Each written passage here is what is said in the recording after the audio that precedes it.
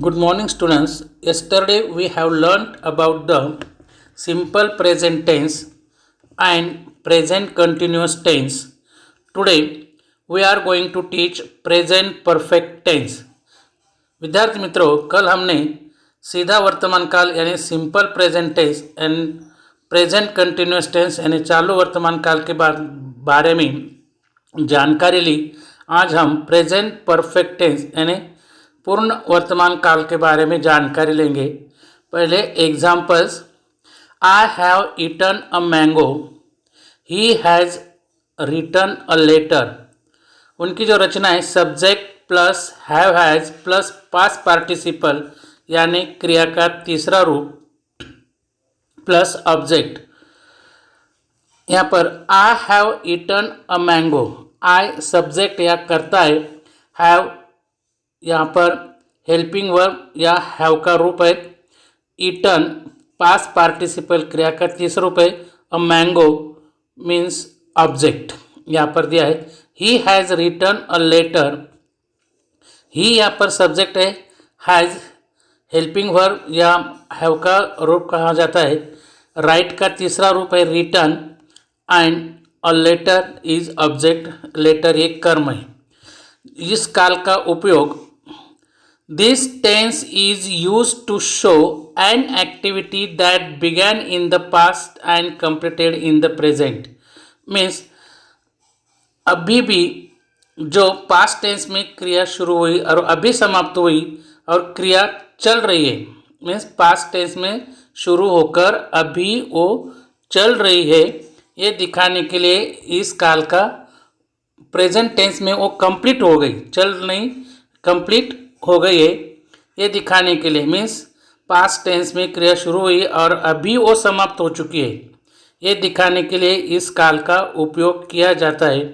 Read the following table and right the sentences in your book. यहाँ पर कुछ एक टेबल दिया है, पर्सन्स सिंगुलर प्लूरल, हैव और हैज़ किस तरह उसका उपयोग करना है ये हमें देखना है। First persons I have brought a book, plural we have brought a book. Second person you have brought a book, you have brought a book. Third persons he has brought a book, she has brought a book, it has brought a book, Samir has brought a book, Sonali has brought a book, they have brought a book. हमने third person singular जो subject है ही see it Sameer Sonali, इसके आगे has ये helping verb का हमने उपयोग किया है, बाकी सभी जगह हैव का उपयोग किया है। अभी इस जो टेंस है प्रेजेंट परफेक्ट टेंस का हम नेगेटिव एंड इंट्रोगेटिव सेंटेंस देखेंगे। Negative and interrogative sentences of present perfect tense. He has eaten a mango, इसका नेगेटिव है he has not eaten a mango, और इंट्रोगेटिव मीन्स प्रश्नार्थक जो है has he eaten a mango। दूसरा वाक्य I have seen him, negative I have not seen him, और question mark question जो है इंट्रोगेटिव सेंटेंस जो है have you seen him। इसी तरह इसका इंट्रोगेटिव और नेगेटिव होता है। इस काल के कुछ एग्जाम्पल्स अपने किताब में ढूंढो और लिखो। Thank you students. अभी हमने पहले वीडियो में प्रेजेंट परफेक्ट टेंस के बारे में जानकारी ली। अभी नेक्स्ट टेंस जो है प्रेजेंट परफेक्ट कंटिन्यूअस टेंस यानी चालू पूर्ण वर्तमान काल, उसकी रचना है subject plus have been oblique has been, verb ING यानी क्रिया को आईएनजी प्रत्यय क्रिया का चौथा रूप plus object. For example Rahul has been reading for 3 years, means यानी कि राहुल 3 साल से पढ़ रहा है। They have been chatting for the last 2 hours, वे 2 घंटों से बातें कर रहे, यानी बातें करने की क्रिया पहले पास्ट टेंस में शुरू हो गई और अभी भी वो जारी है, ये दिखाने के लिए इस काल का उपयोग करते हैं।